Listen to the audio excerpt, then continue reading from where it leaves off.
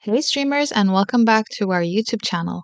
In this video, I'm going to be showing you how you can create a free to view live channel on your gaming demo so that you can go live on your site. So the first thing we want to do is go to our admin and add a new free channel. Here we will add a title, a description for your live stream, any images that you might want to add, video previews, trailers, and things like that if you have them. Also, I am adding a featured image.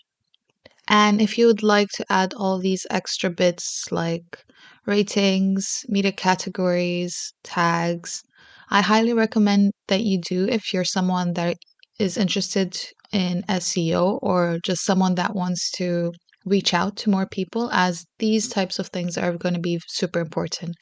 Then we will publish our channel. And once we publish our channel, we can go ahead and go to view it. And this is how our free to view live channel is going to look like. So now that we have our channel, we will actually want to go live, and make sure you tune into our next video where I'll show you how to actually go live on this channel on your gaming website. Thanks for watching and see you soon. Bye.